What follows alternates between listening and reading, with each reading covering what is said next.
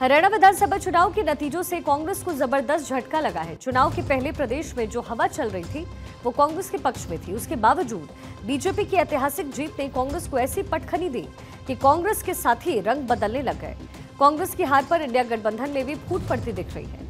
पहले आम आदमी पार्टी के नेता अरविंद केजरीवाल ने और अब शिवसेना में भी कांग्रेस को नसीहत दी जा रही है। कांग्रेस को इस बार जीत की उम्मीद थी, लेकिन नतीजे ने उसकी उम्मीदों पर पानी फेर दिया। अब इन नतीजों पर प्रतिक्रियाएं भी सामने आ रही है। अरविंद केजरीवाल ने भी कांग्रेस पर निशाना साधा और कहा कि चुनाव परिणाम का सबसे बड़ा सबक यह है कि चुनाव में कभी अधिक आत्मविश्वासी नहीं होना चाहिए। केजरीवाल ने कहा कि चुनाव परिणामों का सबसे बड़ा सबक यही कि चुनाव में कभी अधिक आत्मविश्वासी ना हो। वहीं इसी बीच इंडिया गठबंधन के सहयोगी दल भी कांग्रेस के खिलाफ जुबानी हमला बोलते नजर आए। हरियाणा चुनाव में भले ही आम आदमी पार्टी का खाता ना खुला हो, लेकिन वो भी कांग्रेस पर तंज कसने में पीछे नहीं है।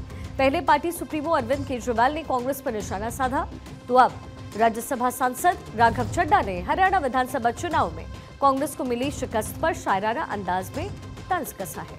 आप सांसद राघव चड्ढा ने एक्स पर लिखा, हमारी आरजू की फिक्र करते तो कुछ और बात होती, हमारी हसरत का ख्याल रखते तो एक अलग शाम होती।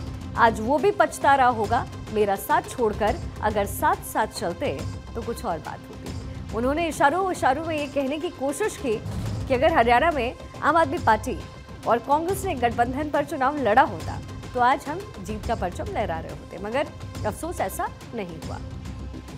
हरियाणा में कांग्रेस की हार पर शिवसेना यूबीटी की राज्यसभा सदस्य प्रियंका चतुर्वेदी ने भी कटाक्ष किया है। उन्होंने कहा कि बीजेपी के खिलाफ सीधे मुकाबले में देश की कांग्रेस पार्टी कमजोर पड़ती जा रही है।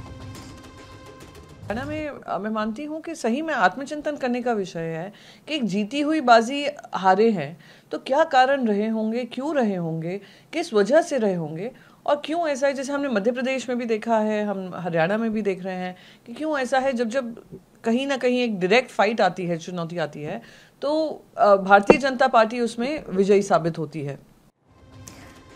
कांग्रेस शिवसेना के अलावा सीपीआई भी कांग्रेस को हार पर नसीहत दे रही है। सीपीआई महासचिव डी राजा चाहते हैं कि कांग्रेस हरियाणा में चुनाव नतीजों पर गंभीरता से आत्मनिरीक्षण करे और महाराष्ट्र और झारखंड में आगामी चुनाव में सभी भारतीय ब्लॉक सहयोगियों को साथ लेकर चले। हरियाणा चुनाव नतीजों को लेकर के राजा ने सुझाव दिया कि सीट बंटवारे पर आगे न बढ़ने का कांग्रेस का फैसला उसके खिलाफ गया।